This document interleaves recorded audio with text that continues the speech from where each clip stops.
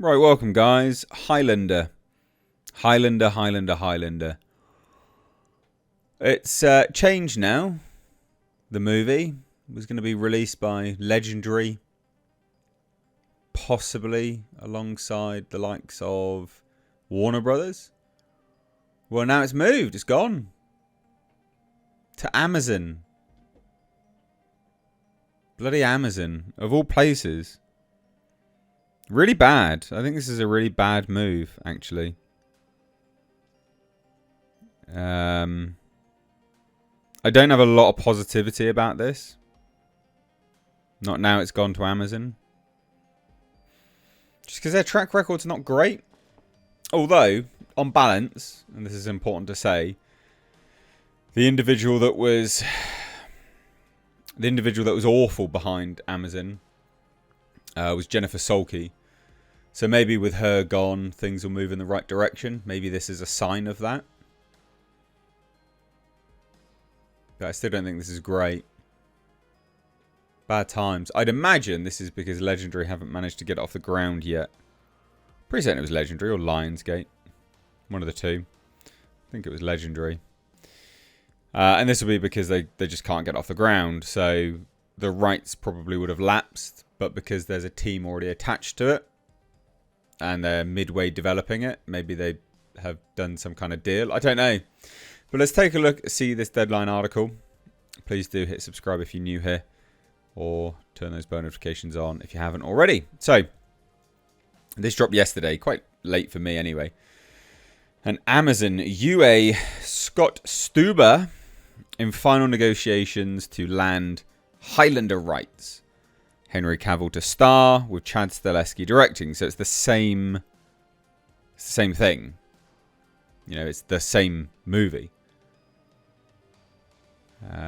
Now, there has been a lot of movement at Amazon behind their TV and their film divisions. There's been a lot of people leaving and new teams coming in for both movies and TV. There's been quite a large changing of the guard going on. So maybe it's to do with that. I don't know. It says this. As they say in the Highlander franchise, there can be only one. And in the case of the latest Reimagining's New Home, that one is Amazon MGM Studios, United Artists. Sources tell Deadline that United Artists and Scott Stuber are in final negotiations to secure the rights to a new version of Highlander based on the 1980s cult classic. The film will star Henry Cavill, with John Wick director Chad Stahelski helming, and will be released in theatres. I thought we'd already seen this. This is, well, it's just the changing of it all, really, isn't it? So Michael Finch is penning the screenplay. UA's Stuber and Nick Nesbitt will produce alongside Neil H. Moritz and 8711 Entertainment. It's Stahelski's production banner. UA has secured full rights to the franchise, which Lionsgate developed. There you go, it's Lionsgate, sorry. With potential to also develop a new series. Sources close to the situation say at the end of the day, Stahelski's vision for the film fit better into the Amazon model. What? But added it's a big win for all parties. Is it a big win for us, the audience, though? How does Stahelski's vision for the film fit better with the Amazon model if it's still going to be released in theatres? What are you talking about? This doesn't make any sense to me. This is just spin, I guess, them trying to spin it as a positive. Dumb and weird and dumb. So the original Highlander in 86 starred Christopher Lambert and Sean Connery and portrayed the climax of an ancient battle between immortal warriors unfolding through interwoven past and present day storylines. After steadily gaining popularity upon its release, the film spawned multiple sequels, a TV series, and an enduring fan base. Russell McCulkey, I'm butchering that, How would you say that? Interesting. Directed the original film, which was produced by Peter S. Davis and William N. Panzer. Patrick Wachsberger is also executive producing. So the project fit for UA and Stuber, who is no stranger to taking on epic tentpoles and turning them into hits following his days as a producer and head of film at Netflix. After leaving the streamer in 2024, he had several options but chose to come to Amazon to help relaunch UA, and a film like Highlander is the perfect fit for the upcoming slate. But how is it? And how is it any different to being at Lionsgate? Remember, Lionsgate is the studio that does all of the John Wick stuff. To me, it made perfect sense, actually. It makes way more sense to have it all under Lionsgate.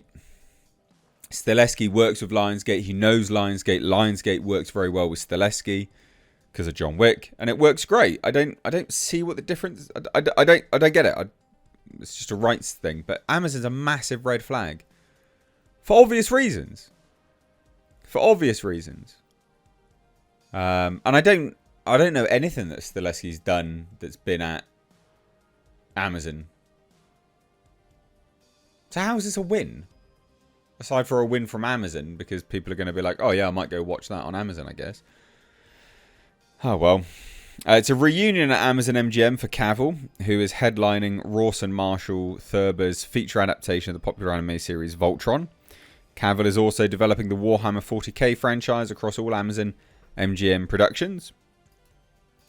Stube is currently working on several films with UA, including Kill Your Darlings, based on best-selling author Peter Swanson's forthcoming novel, and starring Julia Roberts, and a film from Edward Berger, based on the forthcoming memoir from Evan Gershkovich.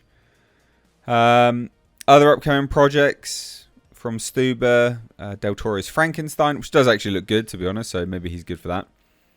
Deliver Me From Nowhere, don't know about that. The Bears,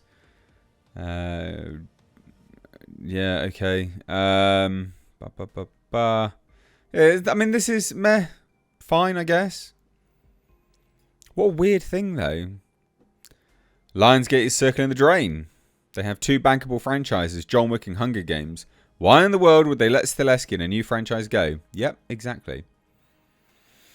Because the script was probably bad and it's too expensive. Yeah, I don't know. This movie didn't have to be expensive. Like, John Wick's not... Those budgets for John Wick are tiny. He can make short... You know, he can make small films.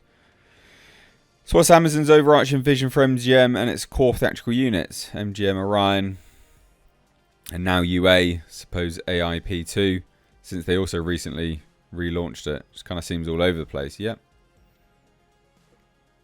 It is weird, man. Stileski's most talented director out there, John Wick 1-4. This is a surefire hit and a big win for Amazon. But yeah, but why Lionsgate? It's so bizarre.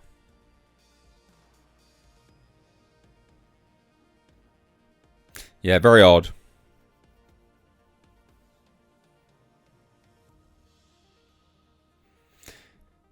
Someone says, Lionsgate dodged a bullet with this one. Stileski's a nightmare from all accounts and Cavill isn't a star.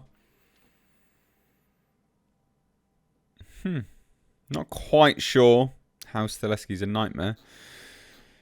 I have heard rumours of Henry Cavill being somewhat difficult to work with from stuntmen, but that was mainly because he wanted to do everything himself, so swings and roundabouts, isn't it really? There you go. What a weird... I think this is bad news, personally. But what do you think? Let me know down below. Take care. Bye-bye now.